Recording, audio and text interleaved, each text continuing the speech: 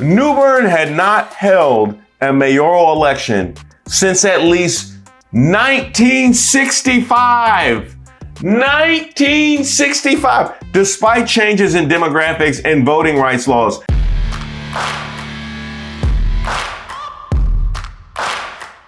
Welcome to Racist of the Week, where we expose the stupidity and hypocrisy of discrimination in hopes we can build a more perfect union. And also laugh. As usual, I would like to thank today's sponsor, Racism. And don't forget to like and subscribe to the page, and definitely leave me any possible suggestions for nominees in the comments. Today's nominee, former mayor of Newbern, Alabama, Haywood Stokes III, his city council, the People's Bank of Greensboro, and the postmaster at the U.S. Post Office.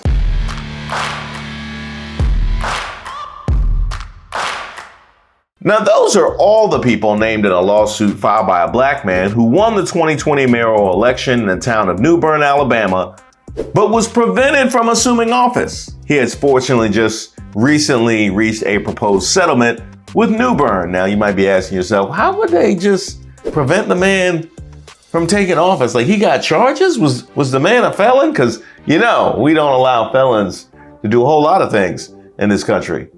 But they could be president. No, that wasn't it. Patrick Braxton is set to officially become Newburn's mayor pending court approval, marking the first time in the town's 166-year history that a black person will hold that position. Now, it's located approximately an hour from Selma in western Alabama. Newbern has a population of 133 according to the last census, and it is 85% black. And you know what? A place that is 85% black, having their first black mayor, that should already be Racist of the Week. I have questions. I have questions for how something like that could happen.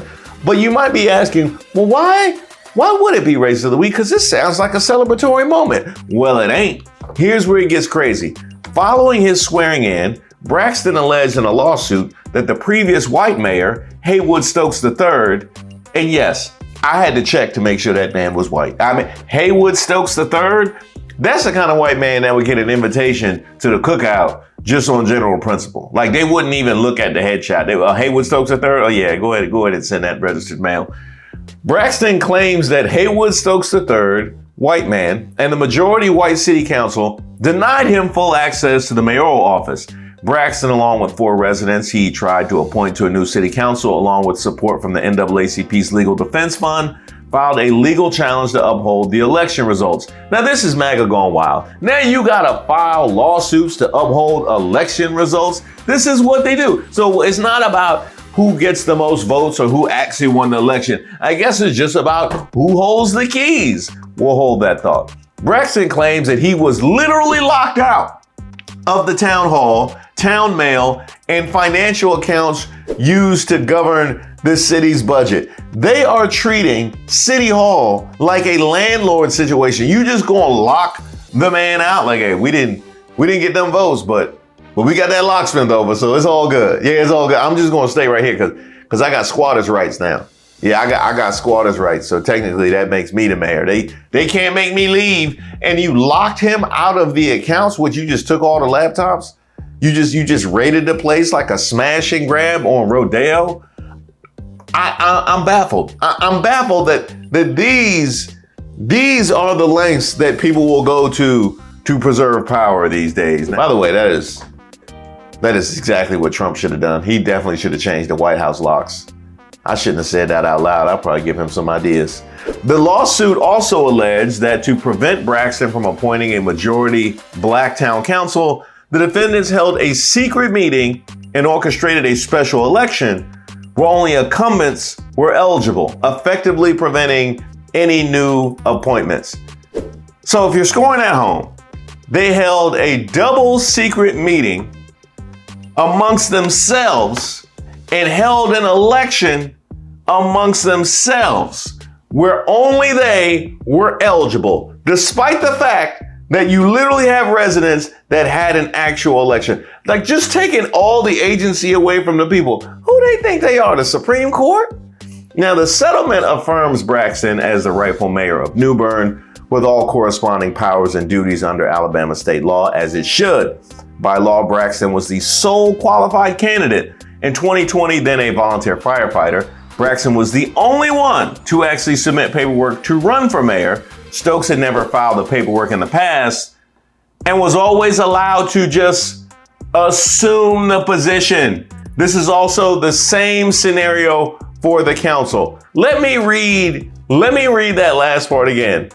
Stokes, the former mayor, had never filed paperwork in the past to run for mayor.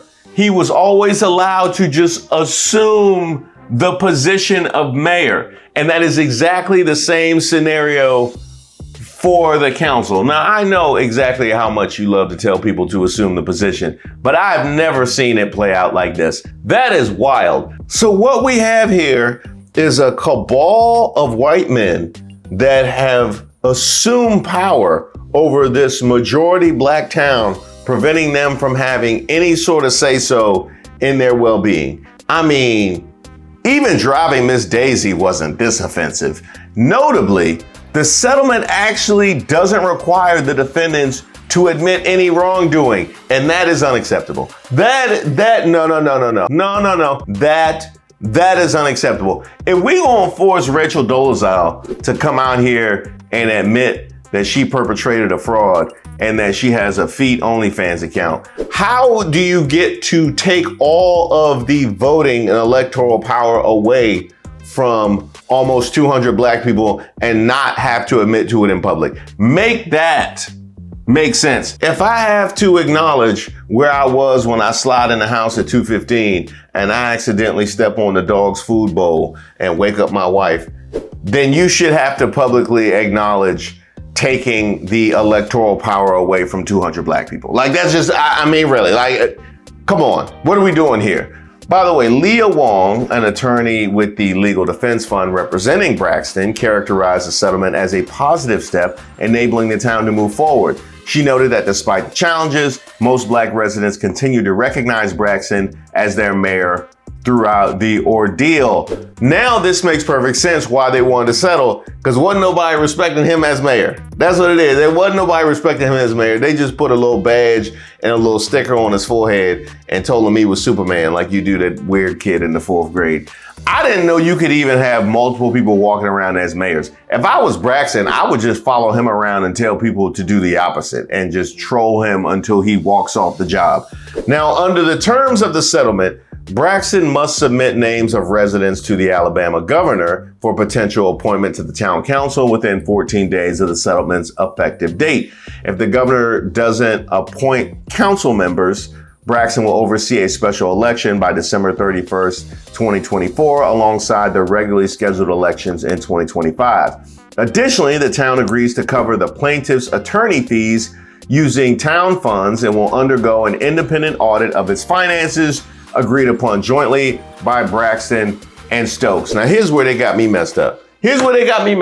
So you want Braxton to assume mayoral duties of the town that now has to pay for the nonsense fraud that you've been perpetrating for years?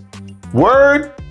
So basically that's gonna come out my pocket. That's what you telling me? Why they act like we can't read? No, Haywood Stokes III needs to pay for that. And if he don't have the money on him, tell him to sell some of his hats and some of his cigars, because I know he got them, because his name is Haywood Stokes III. Now, the more I read, the more angry I became at it. Like, get this. A lifelong Newbern resident and volunteer firefighter, Braxton challenged the town's leadership to better serve its majority black community. The lawsuit highlighted that Newburn had not held a mayoral election. You remember I said how Stokes just assumed power? Newburn had not held a mayoral election since at least 1965.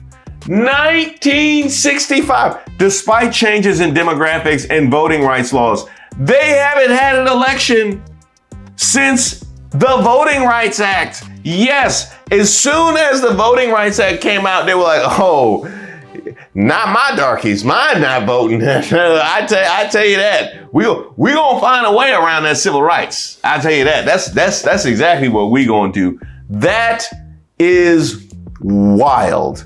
Now, while the defendants denied any conspiracy or racial discrimination in court filings, the resolution of the case marks a significant milestone in Newburn's civic history, acknowledging and rectifying long-standing racial disparities in local governance. In fact, Braxton at 57 says that when he won his election during the height of the pandemic, a white woman told him that the whites in the then 166-year-old city were, quote, not ready for a black mayor. She told him in 2020 that they weren't ready for a black mayor. They had a black president. They had a black president and they not ready for a black. If you're not ready for a black mayor in 2020, you're never going to be ready for a black mayor. That is exactly who you are. Emmett Riley III, a professor at the University of the South, put it perfectly, saying, quote, it is a clear case of white people attempting to seize and maintain political power in the face of someone who went through the appropriate steps to qualify and run for office, and by default wins because no one else is qualified. And you know what? I would have to agree.